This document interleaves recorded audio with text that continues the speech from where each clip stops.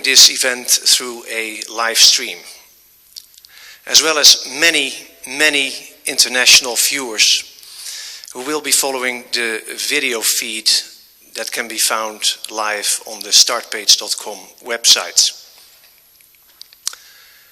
What does privacy mean to us? How do we value our privacy?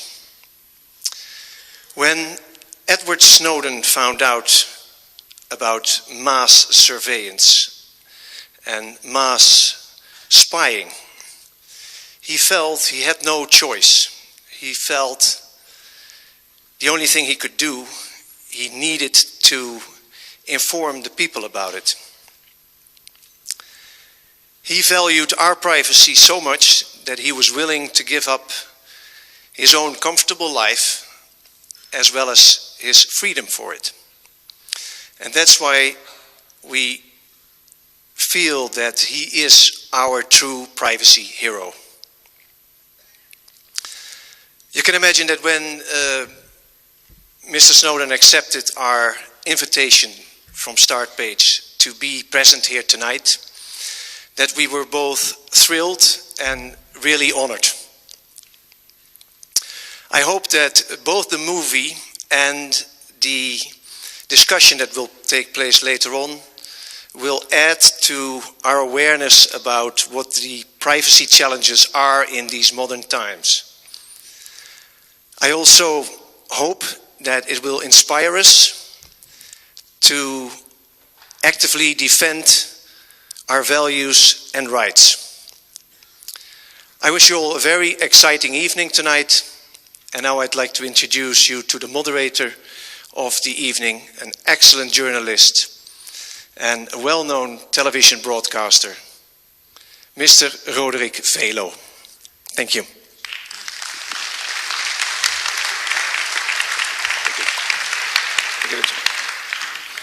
So good evening to all the people, not only here in this wonderful theater of Tuschinski, but also welcome to all the people around the world who are looking now to our feed.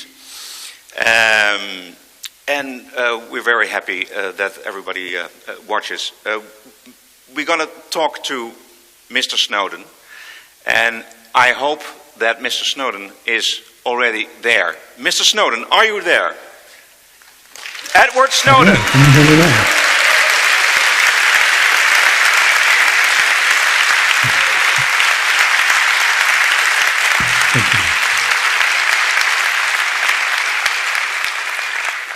Edward Snowden, we are very honored to have you here. We collected a lot of questions from all around the world, from the people here in the audience, and we put them in a couple of subjects, so we're going to start with those questions right away. But first, the movie. Did you saw the movie yourself? I have, yes. Yeah. And was it accurate, do you think? Yeah, so of course it's a drama, so there are a lot of things that have been changed. Things like a number of different officials throughout my life in different positions were sort of translated into one big super. And just for the text, so they know, I'm hearing myself being fed back on the line a little bit. But the thing that I was most concerned about with the film, the question that was really burning in my mind was, would they get the technology right? Would they get the policies right? Would they get the programs right? And how they're actually affecting our lives. What is mass surveillance? How does it actually work? How does the government justify it and claim that these things are not only legal, but are actually right? In this context, the movie is actually surprisingly accurate for a drama. And that was something that left me with a good feeling. Yeah. Did you have a lot of contact with Oliver Stone for the movie? Yeah, he came out several times and we spoke. I was able to meet with the lead actor as well, Joseph Gordon-Levitt, who is a wonderful guy. He's so warm, so charming. And, you know, I thought we were just going to sort of talk about how things were, you know, what his focus was, talk maybe a little bit about the politics behind how this all fit together and how this came to be. But he didn't tell me, but of course, as an actor, what he was actually there for was to try to understand how I move, how I speak, my little mannerisms and things like that. And he tried to put that into the film. Fantastic. Was the trick, the famous trick with the Rubik's Cube, when you left the NSA, was that real? Happened that in real life, or is it just a way to, you know, to hide the real reason how you smuggled the chip? Sure. So I have to be careful in answering this because there is still an ongoing FBI investigation into me. My country's government considers me to be a fugitive.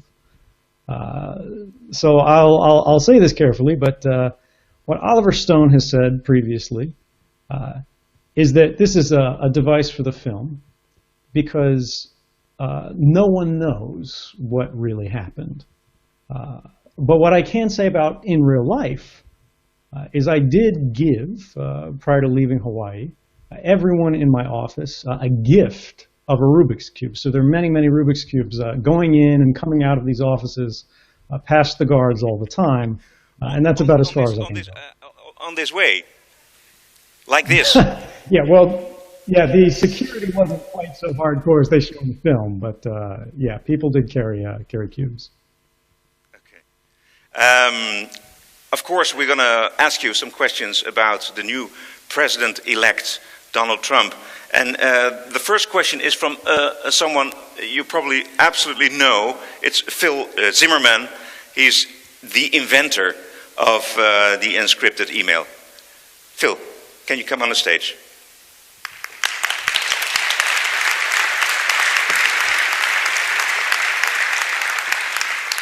Hi. I don't hear anything. Let's see. Is there a switch on this? No, he is on. Okay. I think. Yeah. Okay. You know, a couple of years ago, I went to Moscow to speak at a conference, and I thought maybe I'd figure out a way to be able to meet you, but that never came to pass. You know, I saw Citizen 4, and I saw that, you know, as you were attempting to connect with Glenn Greenwald with PGP, and he couldn't be bothered to learn how to use PGP, my impression was, go find another journalist. So, anyway, you know, when I wrote the PGP manual about 25 years ago, I described in there the idea of that if we build a surveillance infrastructure like we seem to be doing, that it could be used by a future government that could be elected in a democratic election that could use it for their whatever evil purposes they might have. And I did the same thing in some Senate testimony in 1996. And, you know, I talk about that sometimes in a democracy, bad people can be elected. And if they inherit a technology infrastructure, a surveillance infrastructure, like what we've constructed, then they can use that to hang on to power. And I see that you made that point pretty clear in this story here. We now see that Trump will have a great deal of influence over what the NSA can do. Do you have any thoughts on that you'd like to elucidate on?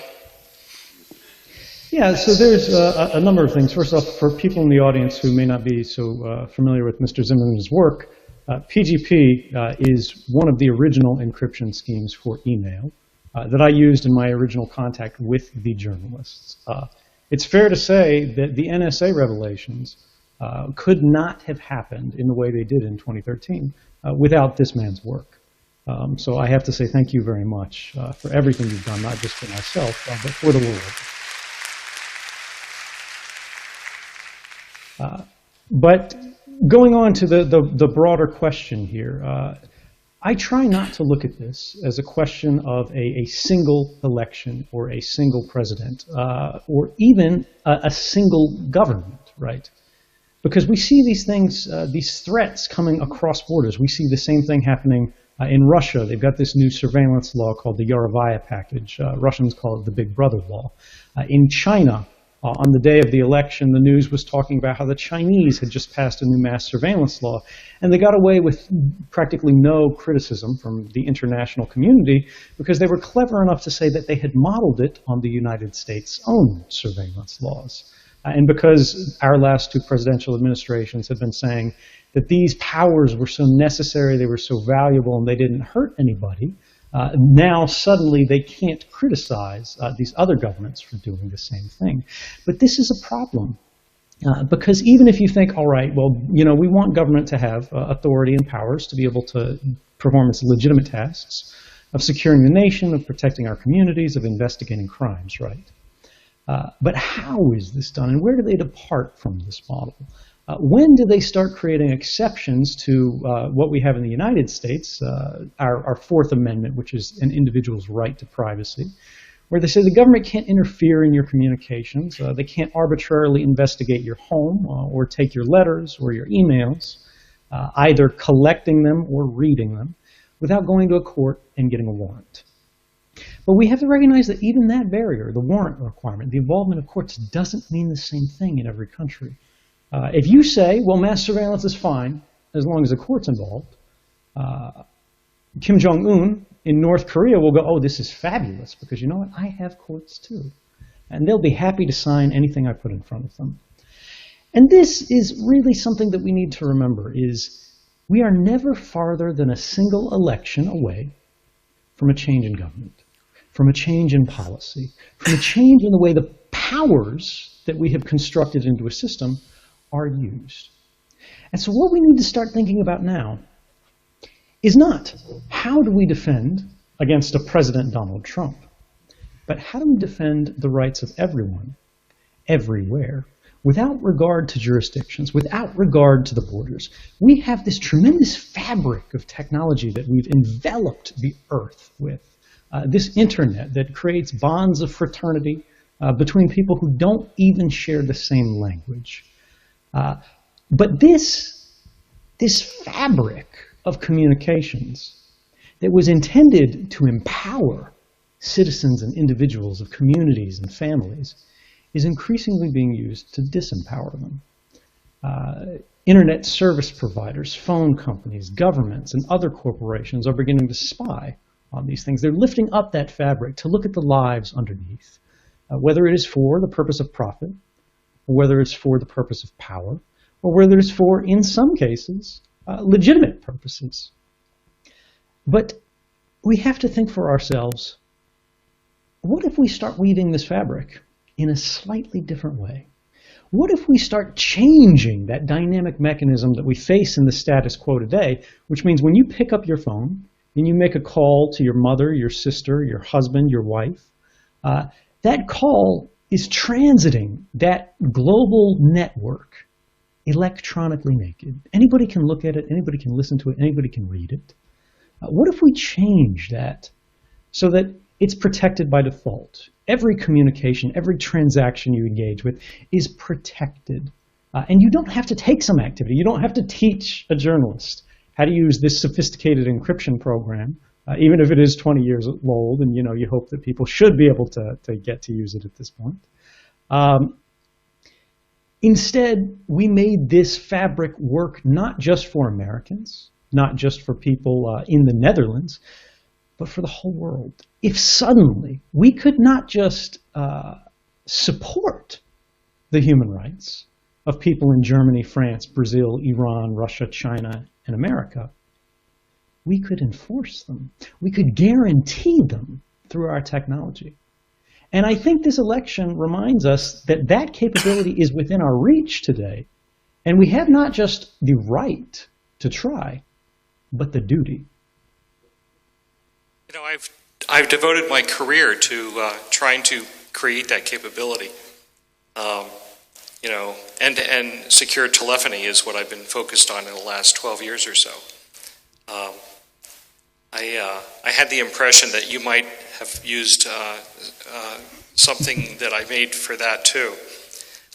we went through a lot of trouble to wipe out our email encryption service on the same day that LavaBit did, for what we thought was probably for the same reason. I hope that that was I hope that that helped. Edward Snowden, are you still there? Yes. I am. Can you hear me? Have we lost? Yes. Yeah. No, I can hear we you. had a connection. Yeah. Okay. Thank you very much, Ralph Zimmerman. Thank you so much for everything you've done.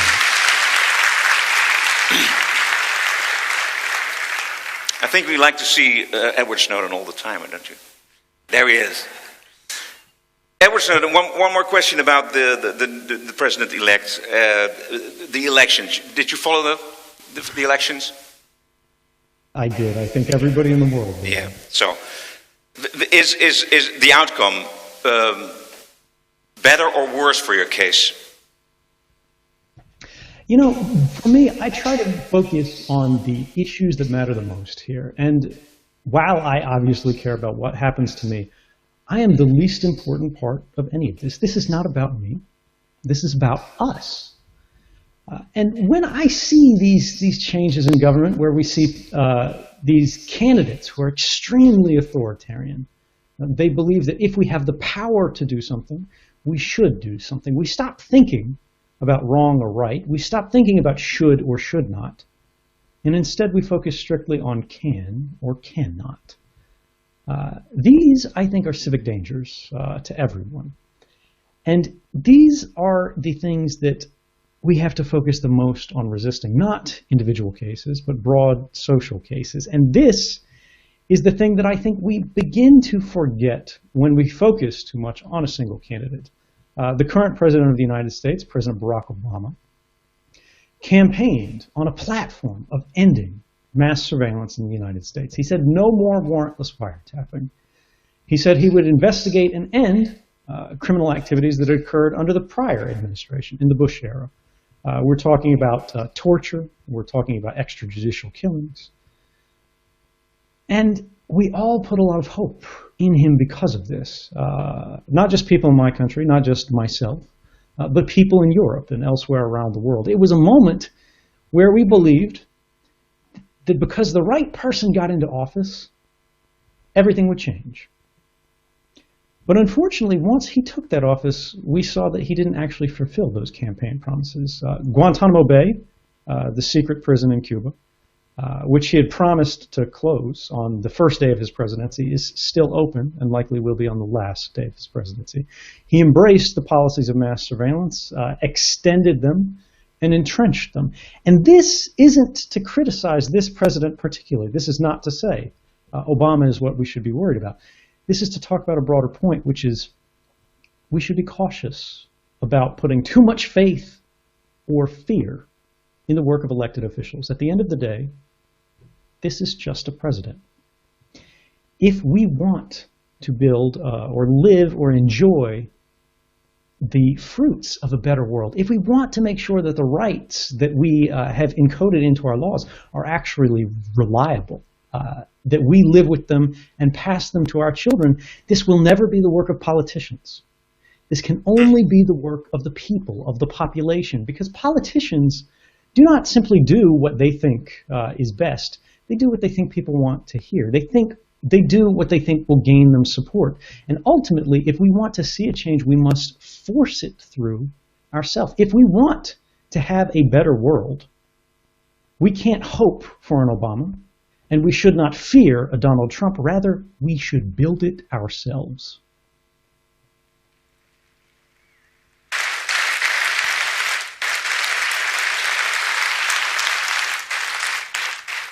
Okay, other subject. Thank you.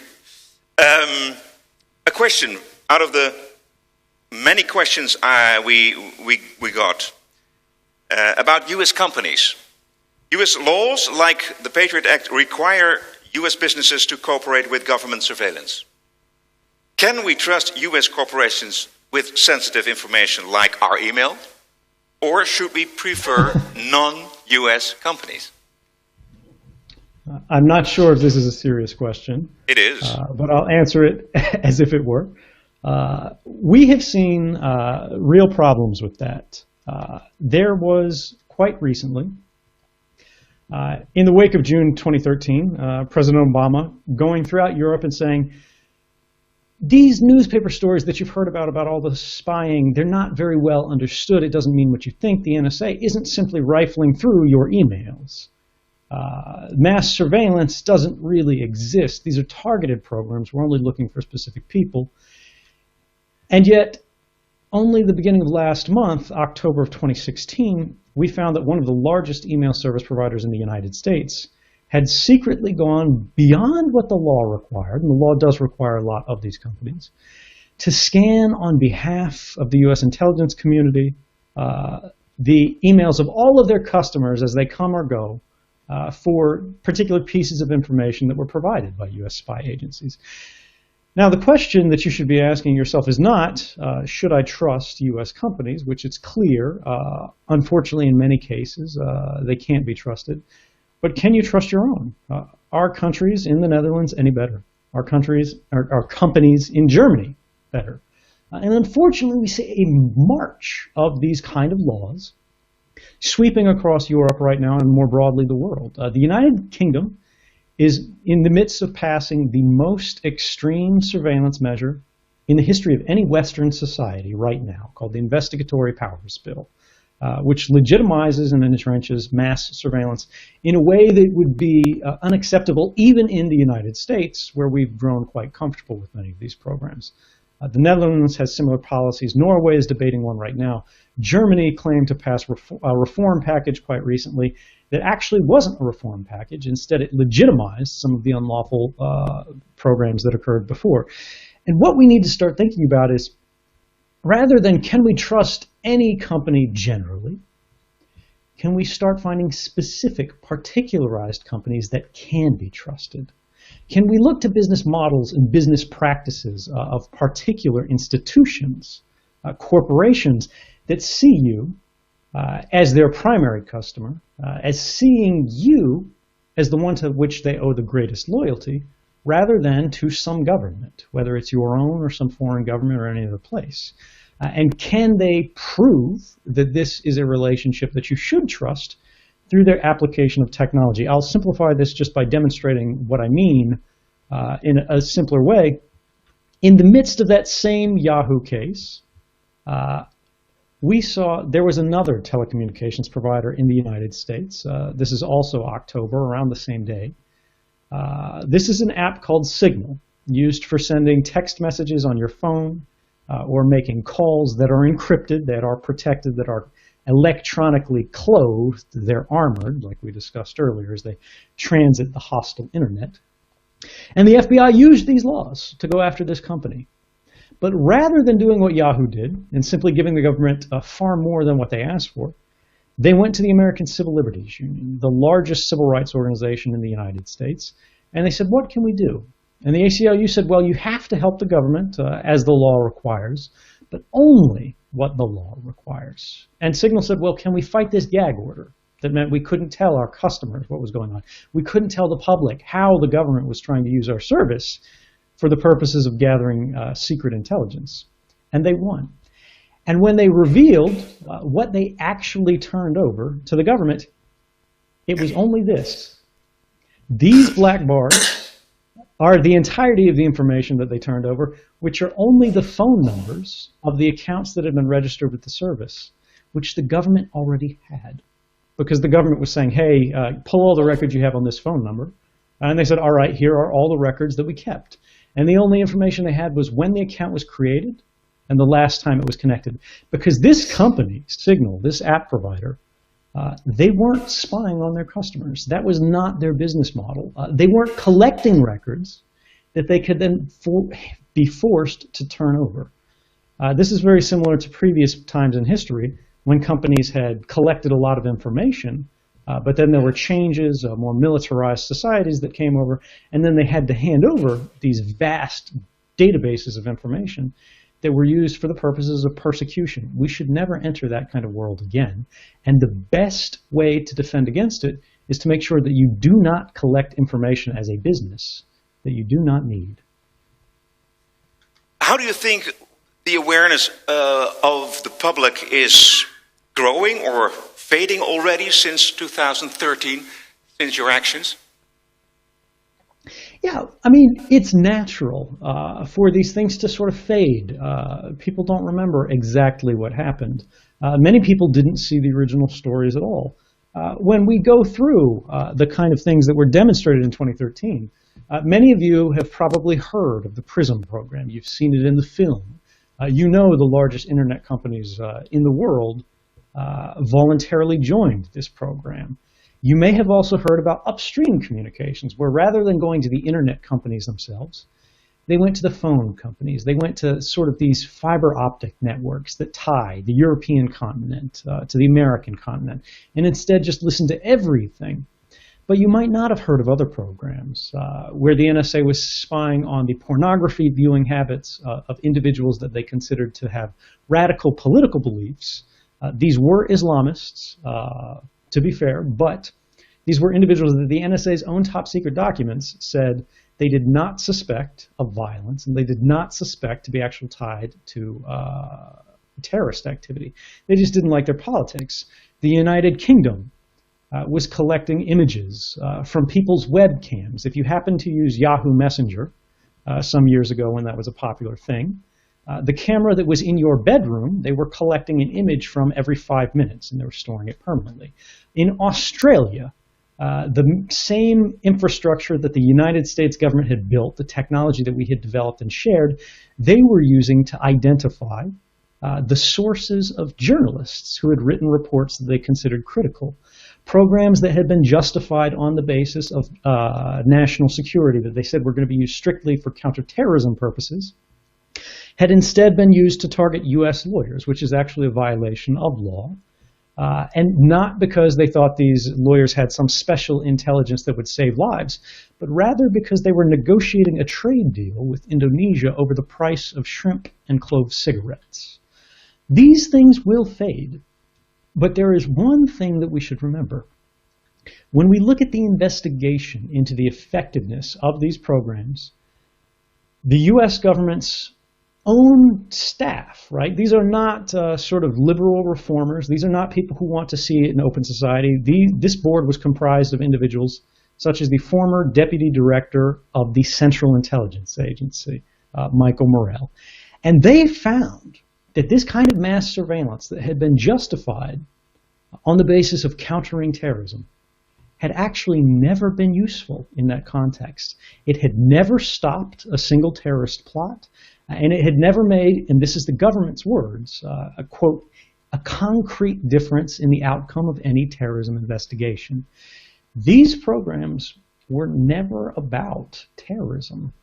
They were about economic espionage, they were about diplomatic manipulation, they were about social influence, they're about power. And that's what espionage has always been about. Countering terrorism is not an intelligence activity in the traditional sense. That is a police activity. And when we hear people, when we hear spies, when we hear politicians saying, give up your rights to allow us to create these intelligence infrastructures of extraordinary powers because terrorists exist in the world, you should remember that there have always been terrorists in the past. We have always been able to counter them effectively. And we did this through the traditional means of police work and investigation that have always been effective in the past.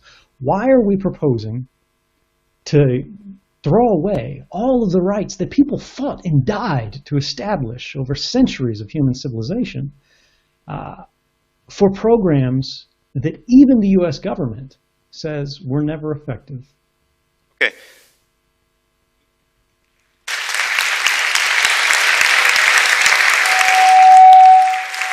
You say mass surveillance is not productive for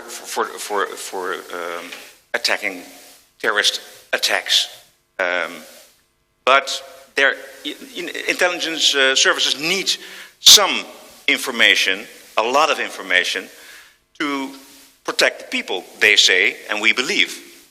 So what kind of information and what kind of programs need intelligence services to protect us from bombings like in Boston, like in Paris, like in Brussels? If mass surveillance is not appropriate. Yeah, this is an excellent question because when we look at the Boston Marathon bombings, for example, this was during the height of American mass surveillance. This was before anybody knew it existed, before it had hit the newspapers. And they were collecting the phone calls of everyone. They were collecting the internet activities of, people indiscriminately, just in case they were useful. And it did not stop this attack. And it did not stop this attack even though we had been specifically warned by foreign intelligence services that these individuals were associated with terrorism. Much the same in Brussels. Now, we had known about mass surveillance in a broad sense here. But in the Brussels attacks, Belgium had been warned, by the Turks in this case, that some of these individuals were associated with terrorism. So it begs the question of why did mass surveillance fail to catch these individuals? It's not because they used encryption. It's not because they were particularly skillful. It's not because they were just so clever. It's because when you collect everything, the communications of everyone in a nation, you understand nothing. You get drowned in so much information that you can't find what's actually relevant. If you use traditional means of investigation, gathering indicators, tips from, for example, these foreign intelligence services, you take them to a court, you go to a judge, you say, look, we have some evidence this person has ties to terrorism. We would like a warrant for our police to sneak into their homes, to place a camera, to tap a phone, to follow them as they go through their activities in the day, as we always have for decades at this point. You can watch specifically the individuals who exhibit indications of actually threatening behavior, and then you can catch them in the act. And these are the cases where we have seen it happen. In recent Canadian attacks that have been thwarted, it was not due to mass surveillance, but it was because of the fact that they watched specifically the individuals who they had been tipped off did have these activities, often by members of their family or by their communities, and they watched them. And then when suddenly they collect weapons, they call a taxi cab, and they try to go to a train station, the police are already there, ready to make the arrest and ready to thwart the attack, and it actually works. The distinction that I want to make here in simple terms, because I know that's a little bit broad, is what people in civil society, what I protest most strongly is mass surveillance, indiscriminate surveillance where they're watching everyone, targeted surveillance. That's backed by a court where police have shown, look, this individual is more likely than not to be a criminal. We're asking for a warrant to investigate their activities for a period of time in a very intrusive way, but in a very targeted way. We're only watching this individual. We know it is effective because it has been in the past.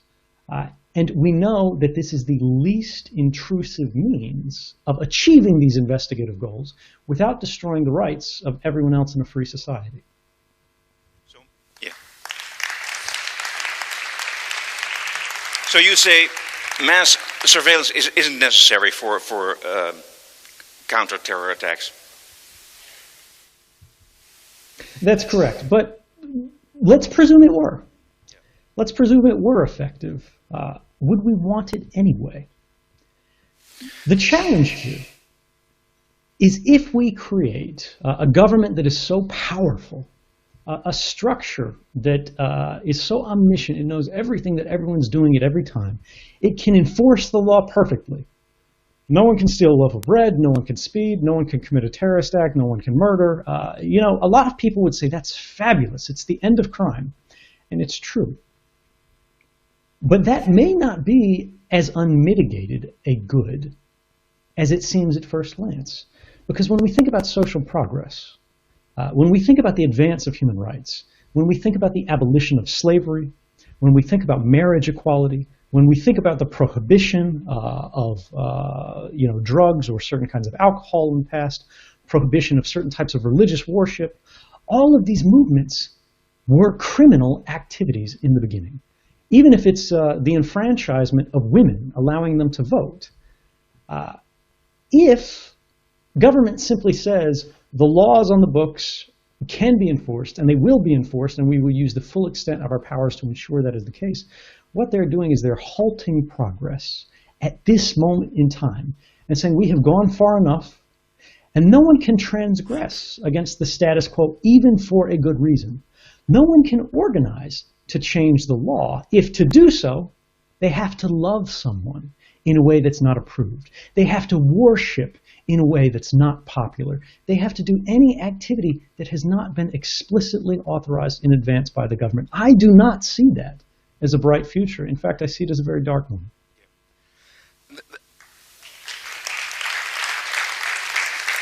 I really like to ask you what we can do about that. But first, this is quite a bad situation where we're in now. But I want to make it worse, because I have a question about the way, let's see, where have I the question? Yeah, the technology develops enormously. Everybody can buy the software to spy on one another. So how can we stop Big Brother before we going paranoid? Yeah, so this is a very complex technical question, and I'm very comfortable saying that as of today, we don't have an answer. We have ideas, we have directions for research, but this is not a solved problem. And for the young people in the audience, this is a problem that you could solve. What we're seeing today is the atomic moment of computer science. We're living through it. What nuclear physics had in the last century, we are seeing for this discipline, computer science, today in our lifetimes. Technologies that we expected to be a benefit for all of mankind are being subverted. They're being corrupted in subtle ways to work contrary to those purposes. And we have to find a way today to change that direction and make it serve humanity rather than master humanity. And the ideas that we're looking at here are for simple methods to do things that we've never really considered before. For example, encryption, as we've talked about before, protects what you said on a phone call as it crosses the internet.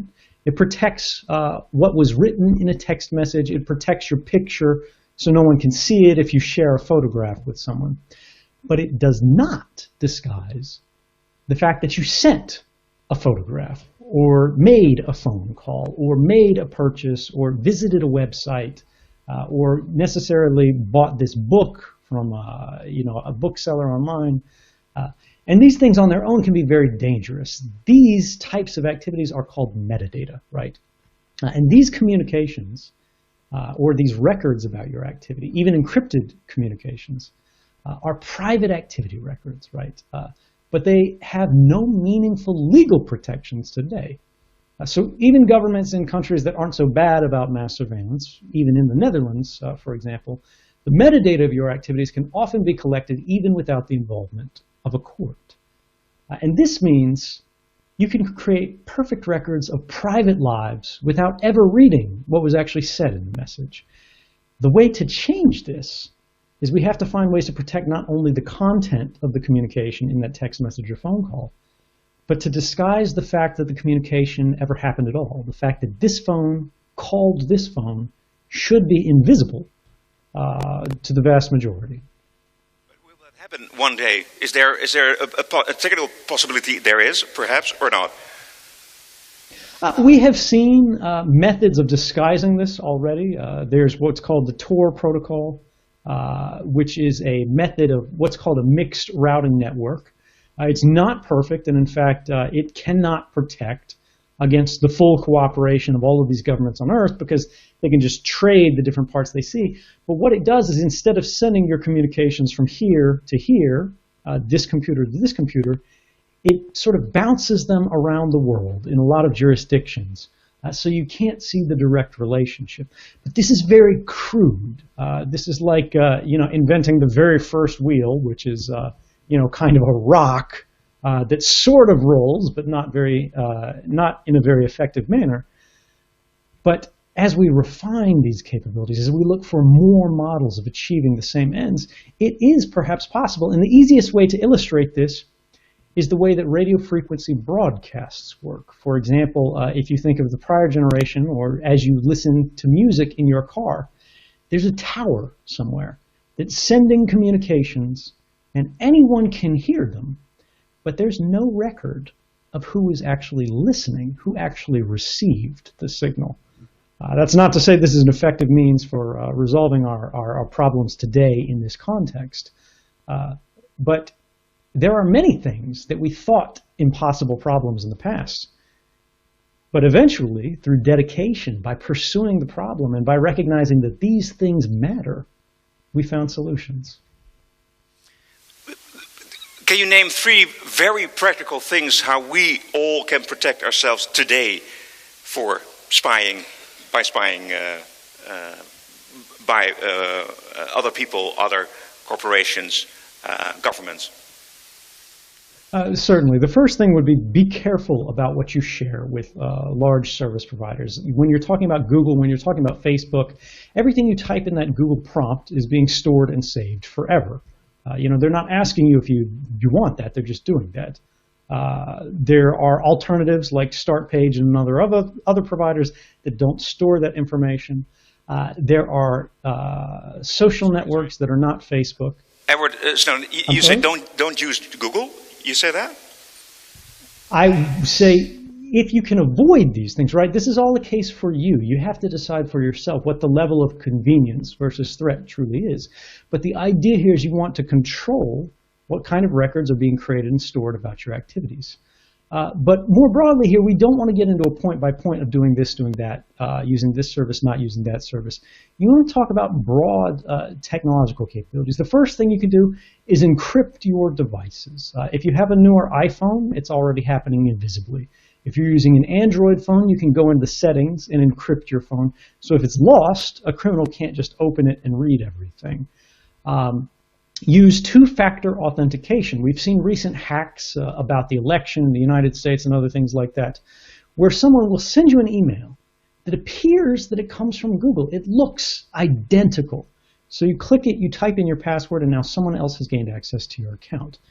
There's something called two-factor authentication, which you could use for if you do use Google, for example, your Gmail account, that will require something like another code that comes from a token where you just tap it on your phone and it gives you a code that you can enter. So if someone does this to you, you won't be affected by it, or it sends you a text message. There are many things you can do. Use Signal, that kind of application for protecting your text messages, for protecting your phone calls. Use Tor when you're browsing on the internet. The Tor browser won't give you perfect security, but you will be far safer than if you were using a normal Internet Explorer or Chrome or Firefox browser. And these kind of things lead us to a larger point, which is you as an individual should not have to do this.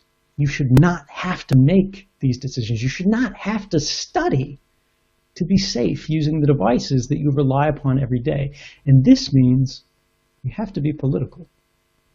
You have to talk about these things. You have to recognize, right, that when somebody says, don't worry about this, it doesn't matter. If you have nothing to hide, you have nothing to fear, they're misleading you, they're deceiving you, they're disempowering you. Because privacy isn't about something to hide, it's about something to protect.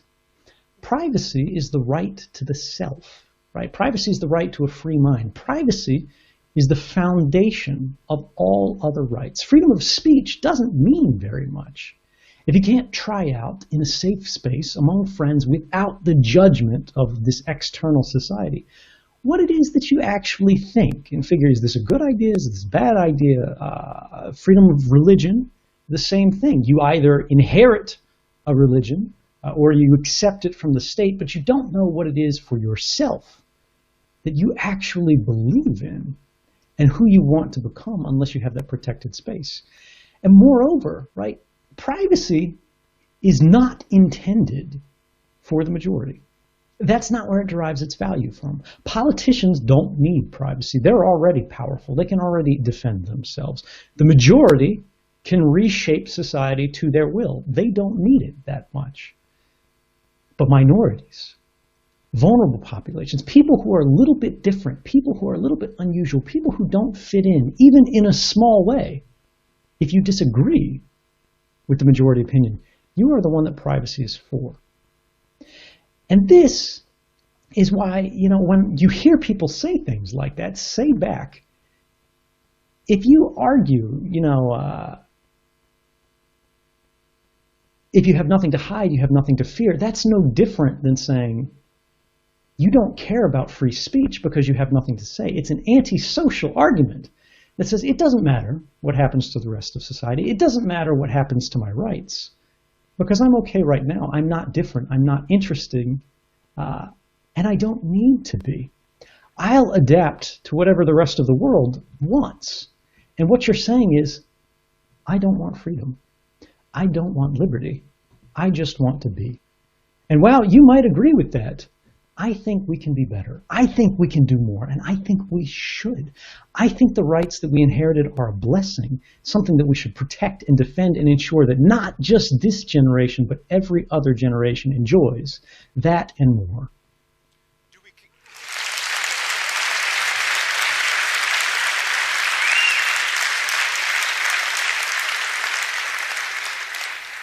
Do we care enough today?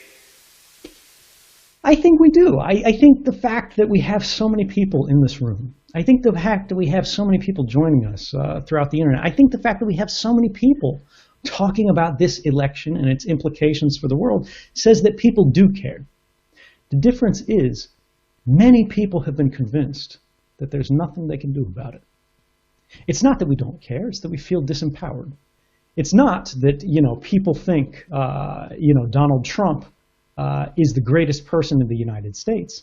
It's the fact that maybe they did not prefer the other option. And this is a challenge. We should never be asked as a society to pick between one or the other. Do you want this or that? We need to work cooperatively. We need to work together to build institutions that don't think about candidates, that don't think about a choice of bad options, but instead give us a world that we design, that we build, that we realize step by step, right? You don't just inherit the past and expect it to continue. You don't just elect a politician with a vote, or if you disagree, if you're in the minority, or in the case of the United States, Hillary Clinton won the popular vote, but somehow she didn't end up being president. That one's still to be explained. The challenge here is that does not end the extent of your involvement. You are more than a vote. You are more than a check in a box. What you do today creates tomorrow. And if you don't start thinking about what you're going to do tomorrow, if you don't start thinking about the day after the election, the year after the election, and every other, you are not thinking about what being a citizen truly means. A vote is a start. A vote matters, but it will never be enough.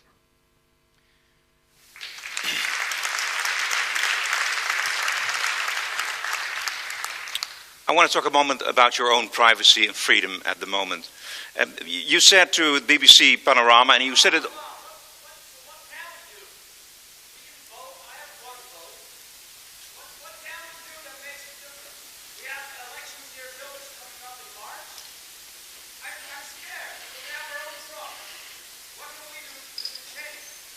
Did you hear that?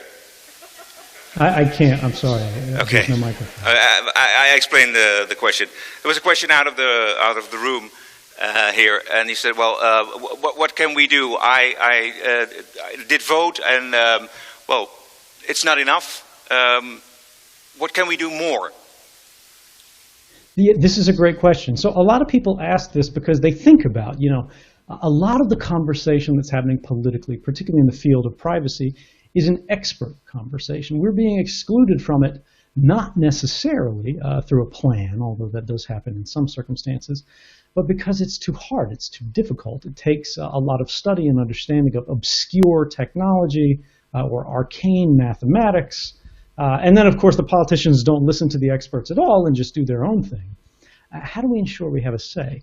And the idea here is you can't be expected to dedicate all of this time, all of this study, to every single issue on Earth. What you can do is that you say you care. You can talk to your family. You can talk to your community to raise awareness of things. And then you can act to make sure that those people who are experts have the ability, they have the platform, they have the resources, they have the support to actually achieve it. If you don't have the time to protest, support an organization that will. Send money to a group that has a history of standing up for civil liberties. Send money to groups that will actually sue governments to enforce the law. And when the law fails, when we find out that the law is not enough, that the law is only the smallest guarantee of our rights, support technology, corporations, groups, and individuals who are trying to enforce your rights directly through science, through math, through technology, to ensure that any government, anywhere, must respect your rights, because no amount of violence, no amount of military force will ever solve a math problem. Does it answer your question? Okay, plenty to do though, so. Now I want to ask you some questions about your own privacy and your own freedom at the moment. You said in a BBC documentary, in an interview, and also in the movie we saw, you are willing to go back to the United States to stand trial and to go to jail. What do you want in return for that? Yeah, I've made it clear from the very beginning that I only have a single condition, and that's that I receive a fair trial. Now, what does that mean? That means being able to tell the jury why it is that you did what you did, and for them to decide, is this man truly guilty in a way that he should be sent to prison, or was this the right thing to do? And this is why we have jury trials. But the United States government charged me under very specific laws that are quite unusual in the United States, specifically to prohibit me being able to speak to a jury and tell them why it is that I did what I did. This, of course, is called the Espionage Act, a law that was intended to be used for people working as foreign spies. But they have used it increasingly against journalists in recent history and their sources in a way that's unprecedented. James Risen, one of the most famous reporters of the New York Times, called the current president's war on whistleblowers a policy that makes him the greatest enemy of press freedom in a generation. And it's not just him. This is not an isolated case. The executive editor of the New York Times, which is the largest newspaper in the United States, which is a very liberal, very pro-Obama newspaper. These aren't sort of radical critics or anything like that. They said that the Obama White House is the most secretive they've ever dealt with. When I asked the government this, and I said, look, as long as you let me talk to a jury, I'll come back. Let's have this. Let's have the people decide. They sent back a letter saying, we promise we will not torture you. And, while that is a start, I think we can do better than that, and I think we should. Yeah.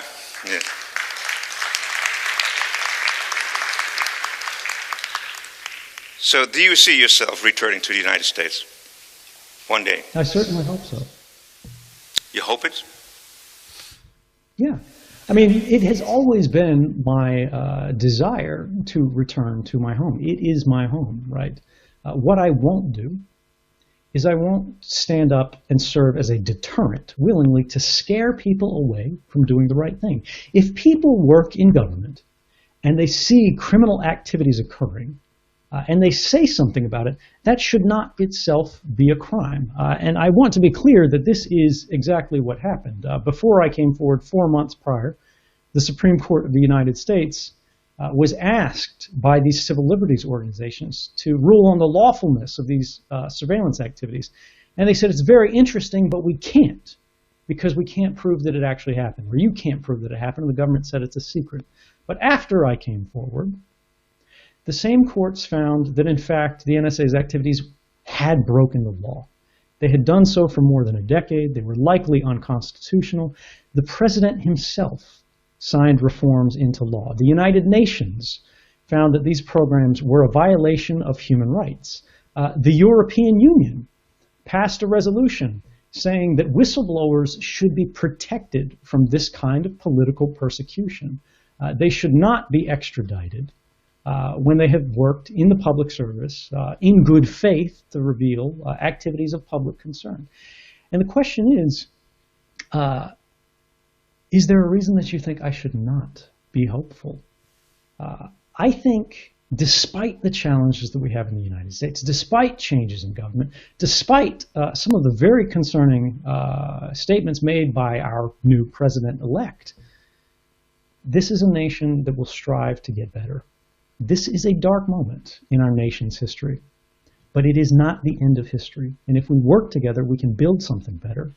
And we can enjoy a more free and more liberal society that benefits everyone and prove once and for all that America has a greater commitment to justice than it does simply to the law. The new president-elect gets along a bit better with Putin than Clinton. Do you feel any anxiety, any fear, perhaps, that Trump will be the new president of the United States because of his good relationships with Putin? I don't worry about it. It's possible, right? It would be crazy to dismiss the idea of this guy who presents himself as a big deal maker of trying to make a deal. Now, the president of Russia has previously said on camera that the people of Russia consider me a human rights defender. And regardless of the position that we have on Russian politics, which obviously have a lot of problems, they said Russia is not a country that extradites human rights defenders. But let's say that weren't true. Let's say some kind of deal was made. Let's say all of that turned around and I was sent away. If I was worried about safety, if the security and the future of sort of myself was all that I cared about, I would still be in Hawaii. I never expected it to make it out of Hawaii when I came forward in June of 2013. The fact that I ever did still surprises me today. But the bottom line is this: I'm comfortable with the choices that I made. I'm proud of the choices that I made. I think I did the right thing. And wow, you know, I can't predict what the future looks like. I don't know what's going to happen tomorrow. I can be comfortable with the way that I've lived to today. And no matter what happens, right? If there's a drone strike that comes tomorrow, if, you know, they put together some operation, I slip and fall down the stairs, that's something that won't change. I think as long as we do our best to live in accordance with our values, we don't have to worry about what happens tomorrow, because today is enough.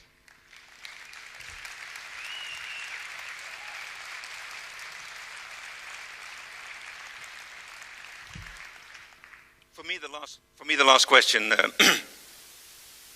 If you look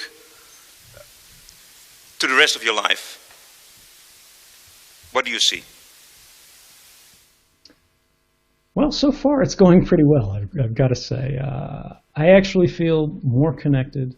I feel like I have more ability to change the world for the better today than when I was working secretly for the NSA.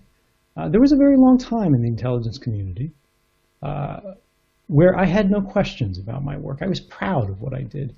And even in Hawaii, when I came forward, I didn't think the NSA was full of mustache-twirling villains, right? That the place should be burned down, that operations should be shuttered entirely. I felt that there were parts that had gone too far. And there's a lot that I did that I'm still proud of. There's a lot of work of my colleagues that I'm proud of. And I think they do a very valuable thing for the world when they do it in a way that respects people's rights. But today, for me as an individual, I can give a voice to the side of the NSA that is forbidden from speaking. Remember, if you say these things and you work for the United States intelligence community, you go to jail for 10 years for every single statement that you make that they consider to be classified. This is a role that has been missing for far too long. And although, you know, I would eventually like to do other things, I'm very thankful for the role that I'm able to play today. And I hope it provides as much benefit to as many other people as the enjoyment that it provides for me. I mean, I am pretty fulfilled. Thank you very much, Edwin Snowden. Thank you. I wish you the best wishes, and your courage will inspire us to the good thing. Thank you so much. Thank you very much. My pleasure, and have a good night. And stay cool. Stay free.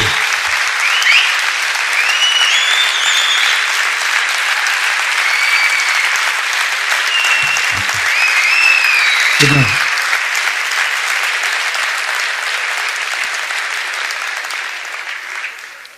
Thank you all very much. This was the end of the evening.